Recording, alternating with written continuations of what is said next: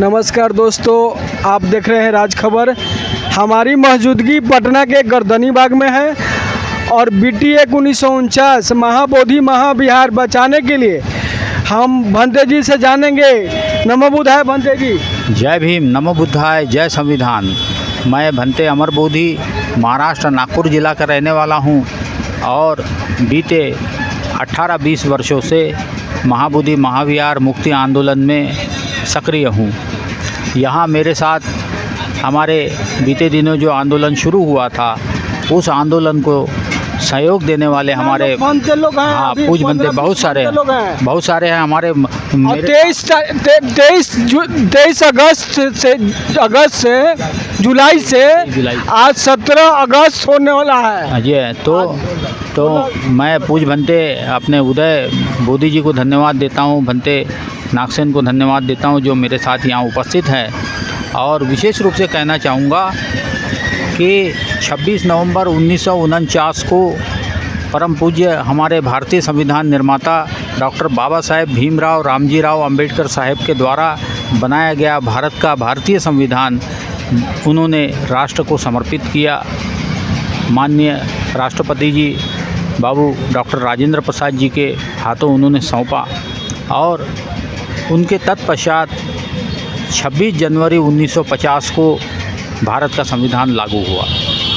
हमारा ये कहना है कि बोध गया मैनेजमेंट टेम्पल कमेटी का जो एक्ट है 1949 का है।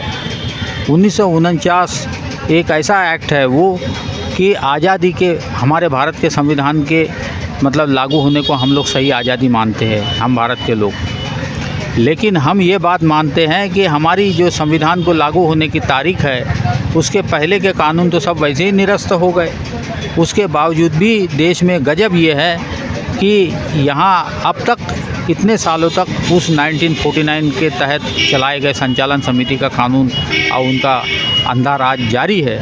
इस बात को लेकर केंद्र सरकार और राज्य सरकार को पता होने के बावजूद भी उसको लेकर ये मतलब उसको इग्नोर कर रहे हैं और उस पर ध्यान नहीं दे रहे हैं, ऐसी अवस्था में है। इसलिए हम भारत के लोग अब इस आंदोलन को जिस तरह राम मंदिर का आंदोलन, मुक्ति का आंदोलन हुआ, उसी तरह महाबोधि महाविहार मुक्ति आंदोलन को लेकर फिर 18 अगस्त से देश भर में जाने की तैयारी में है, जिसमें हमें सभी मंदिर और मस्जिदों में भी जाने की ज़रूरत पड़ी तो हम उनके सहयोग से ज़रूर जाएंगे। क्योंकि तो आप बोल रहे हैं कि BT 1949 आज इतने दिनों से आज तक पड़ा है, सरकार आती जाती गई, आती भी रही, चली भी जाती है, फिर भी आप लोगों को बात सुना नहीं जा रहा है। BT 1949 रद्द करके आप बौद्धों को हाथ में दिया है, सौंपा नहीं जा रहा है। देखिए, मैं आपको बताता हूँ, इस आंदोलन की सबसे बड़ी जो जीत है, ये आंदोलन एक निर्णायक मोड़ पर आया है। आपने सुना होगा कि इस देश के अंदर में कुछ ताकतें इस देश को हिंदू राष्ट्र बनाना चाहती है और कुछ ताकतें जो है इस देश को पाकिस्तान राष्ट्र बनाना चाहती है। ये सरकार हिंदू राष्ट्र बनाएगी। वही तो कह रहे हैं कि जब उन्होंने जिस NGO का मतलब उल्लेख करते हुए बोला कि भाई दुनिया का सबसे बड़ा NGO बताया RSS को, वो तो स्वयं हिंदू राष्ट्र बनाने के समर्थक, हिंदू राष्ट्र बनाने के लिए वो तैयारी किया हुआ और मतलब पूरे देश में उनका अभियान चल रहा है। हमारा ये कहना है कि ये देश सनातन धर्म का देश है जो ये संदेश देता है कि ना हिंदू बनेगा ना मुसलमान बनेगा, इंसान की औलाद है, इंसान बनेगा। स्वयं माननीय प्रधानमंत्री जी जो है वो बुद्ध का देश ये कहते हैं, तब बुद्ध के देश में हिंदू राष्ट्र बनाने के लिए बात करते हैं RSS और BJP के लोग कहते हैं कि हिंदू राष्ट्र बनाएंगे, लेकिन यही BJP के प्रधानमंत्री जो हैं ये देश छोड़ यहाँ देश छोड़ कर अगर विदेश जाते हैं, दूसरे देश में जाते हैं तो कहते हैं कि हम बुद्ध के धरती से आए हैं, बुद्ध के देश से आए हैं, लेकिन यहाँ आने के बाद राम का नाम लेते हैं। देखिए, सबको अपने अपने नाम और धर्म का पालन करने की इस देश में आज़ादी है।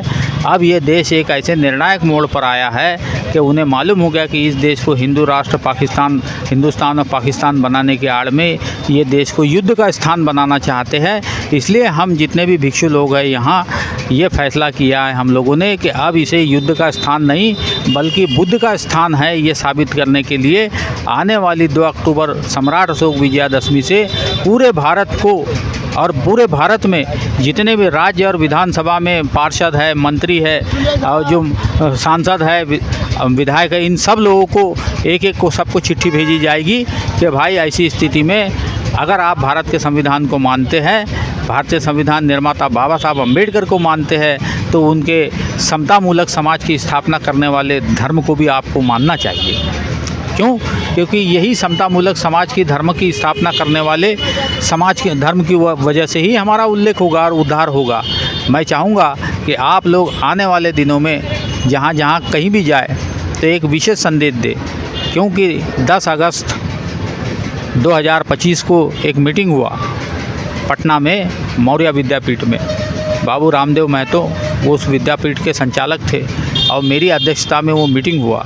आप बोल रहे हैं कि 2 अक्टूबर को हमारे देश का प्रधानमंत्री गया में आने वाले हैं। नहीं, 2 अक्टूबर को नहीं, 22 अगस्त को आने वाले हैं। बड़ी ये इसी 22 अगस्त को हाँ प्रधानमंत्री आने वाले हैं बोधगया खबर में। पड़ा है कि 22 अगस्त को वहाँ आने वाले हैं और माननीय जीतन मांझी जी के संसदीय क्षेत्र में आने वाले हैं, हमारे बोधगया की धरती पर आने वाले हैं। हम सबका स्वागत करते हैं और नीतीश बाबू भी रहेंगे, उनका भी स्वागत करते हैं। लेकिन एक विनम्र निवेदन भी करते हैं कि आप वहाँ आए तो कम से कम महाबोधि महाविहार मुक्ति आंदोलन पर अपने मुखार बिंद से इस समस्या के क्या लगता है वहाँ के जो संसदीय क्षेत्र है, जीतन मांझी का संसदीय क्षेत्र है गया, और वहाँ ही प्रधानमंत्री आ रहे हैं और यहाँ के बिहार के मुख्यमंत्री नीतीश कुमार जी भी वहाँ पहुँचेंगे, तो क्या लगता है BT Act 1949 रद्द करके आप लोगों के हाथों में सौंपा जाएगा?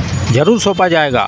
हमें पूरी उम्मीद है कि हमारे देश के जो नेता हैं उन्होंने हमेशा देश हित में अच्छा सोचा है और उनसे हम उम्मीद भी करते हैं कि इस बारे में भी वो हमारे साथ सामाजिक न्याय करेंगे। बहुत बहुत धन्यवाद भंते जी।